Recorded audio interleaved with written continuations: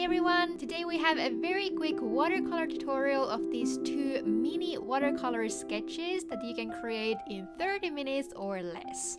I'm using this B5 size Etchr lab sketchbook that has cold pressed watercolor paper in it, and we're gonna fit both of these landscapes on this same page.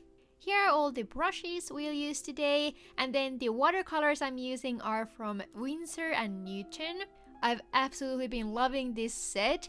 If you want to treat yourself to some high quality pan style watercolors, I would highly recommend these.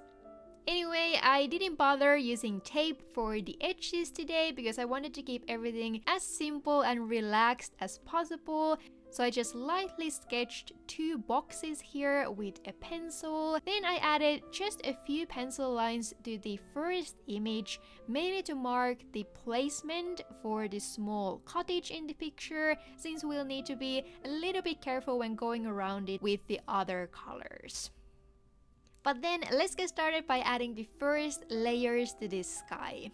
We're starting with the flat brush here, and I leave all the color names I'm using to this screen, so I won't be needing to mention them all the time. But as always, these paintings would completely work by mixing other similar colors you have at home. So we are first sweeping some of this light grayish blue to the whole sky part, and you can also see how I tried to avoid adding any color to the cottage area. But then we are taking a much darker tone and we are applying that right onto the horizon line, so where the sky meets the snowy ground in the picture. This might look a little bit scary, but trust me, adding this deepness will look great in the final image. I tried to blend the color upwards a little bit by kind of going over it with these careful sweeping motions again, and if at any point you feel like there's too much color or water on your canvas, you can always take a paper, slightly tap off some of the extra water from your brush, and then go over the same area again. Doing that will help the drier brush pick up some of the excess water or color. I also added these few yellowish brown taps here and there and followed it with some green shades as well, just to add a bit more color to this picture. If you do this when the dark paint is still wet, these colors will blend together very beautifully.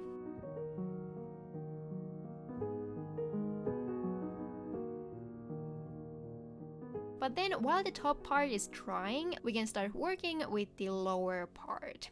Here I just wanted there to be some shadows in the ground and then some small messy grass details.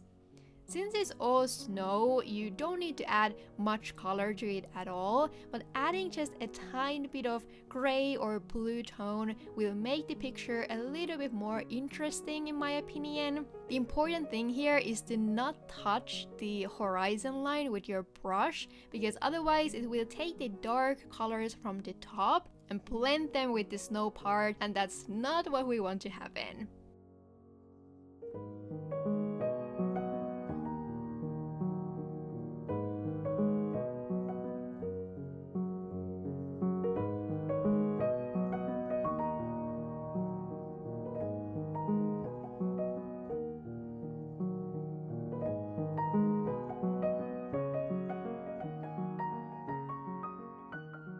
Then I cleaned the area around the cottage a little bit with this tiny detailing brush and decided to add a few blurrier looking trees to the top part when the area was still wet. After this, I let the painting dry a little bit to the point that the area around the cottage was dry enough for us to start adding color to it.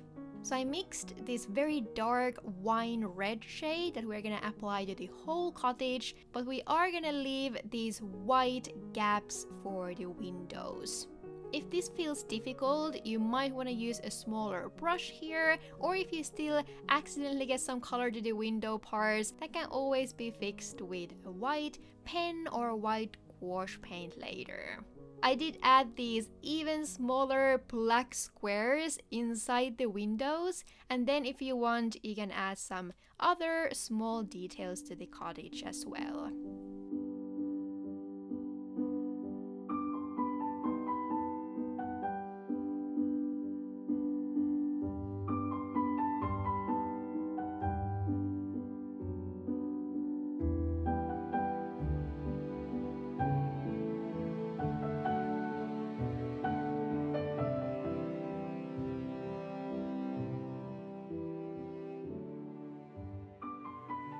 But after this, all we have left are some final details. So I added a few more trees to the top part, which are now gonna have the sharper outlines since the sky paints had already dried. Then I also took out a white paint pen to add some snow dots here and there that I think just added this wintry sparkle to this picture.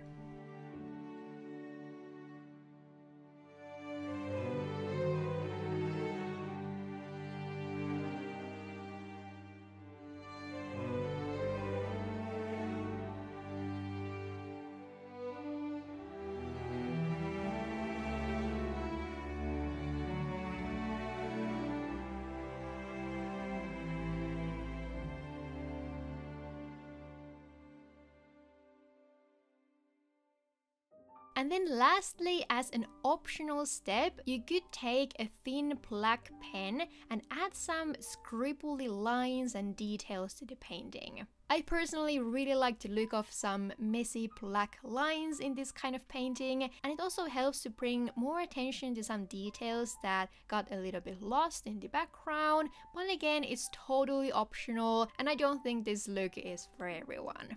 But that finishes this first snowy winter landscape. I think this took me less than 30 minutes to paint even while filming, so it's a very quick and fun one to practice with watercolors. But then let's jump into the second painting that will use many of the same colors we already did.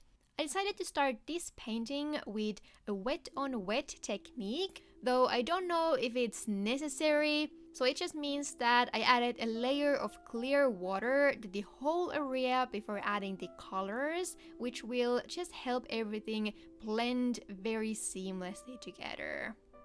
In this one, I wanted to add this darker sliver of blue to the top and bottom edge of the painting, and then keep the middle part much lighter, and we'll also add some warmer tones here. I did the same thing as before, so I just tapped the dark color along the edge and then carefully blended it a little bit lower with these sweeping motions. When we get to the middle part, I mixed some warm brown with the same wine red shade we used earlier, and I also added a tiny bit of black to this mixture to make it maybe a little bit less vivid. Then we are starting to add that color to the center part, starting from the left side and gradually making it a little bit lighter when we approach the middle and right side. So to achieve that, I was cleaning my brush here, so getting some of that color off, and I also used some paper again to take off extra water from the brush too, which will all help to create this gradual fade. Then I left this small white gap in the middle and then took the same color also to the lower part, which will end up being a water reflection in this picture. We'll darken up this area a little bit later too, so even if it doesn't look that great yet, the hope is still not lost. I was a little bit bothered by how the top and bottom lines looked a little bit crooked, so you will see me trying to fix the situation here at the top line. However, this is exactly what happens when you touch an area that has already started to dry. It will either start to create some pluming effect, and if you go over and try to fix it even further, as I did here, you'll probably end up with a sharp line where you stop blending the colors. It will be more visible in the final picture, but I did end up with this kind of ugly line in the sky part, so the moral of the story is to just let the original be. If you're not completely sure, you'll be able to still fix it. But anyway, when the painting had completely dried this time, we'll add a second layer to the warm brown area. This is where I could also straighten the white line between the trees and reflection a little bit. Leaving this is not necessary, by the way. I just think that it's a very easy way to add an indication for the horizon in the picture, so it makes it very clear where the trees end and the lake and the reflection starts. There are of course other ways to do this, as you'll find out if you look through some landscape pictures. but I think this is one of the easiest ways in my opinion. However, now the last part of this picture will be this darker island that's a little bit closer to us. So I took this very dark tone and added the initial shape for the land part first. Again, this amount of darkness might look a little bit scary, but it will all come together after we add the other details. I added a slightly lighter reflection for this island as well, and then started to paint these small tree shapes on top using my tiny detailing brush.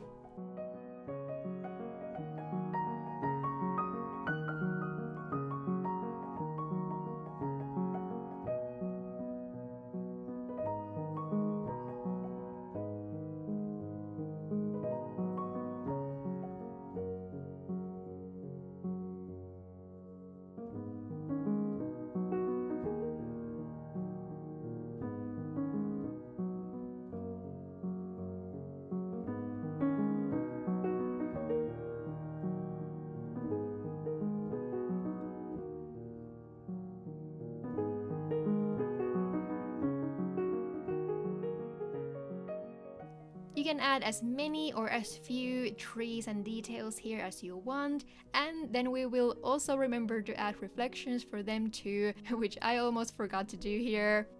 The reflections don't need to be very detailed, just some quick tree shapes will do.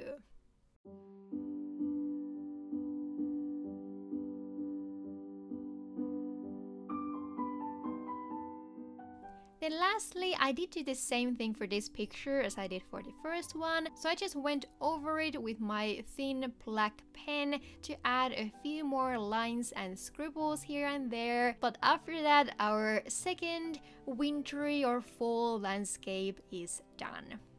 I really hope you enjoyed watching these two paintings and that they inspired you to take out your watercolors, even if it's just for a small and quick practice like this. And if you decide to try these out, let me know how it went for you. If this was your first time around here and you'd like to see more art and journaling content in the future, definitely consider subscribing, and also you can check out my Patreon where there are some extra tutorials and some extra monthly content as well. But I think that's all for today. Thank you so much for watching. I hope you're having an amazing day or night wherever you are, and see you in my next one. Bye bye!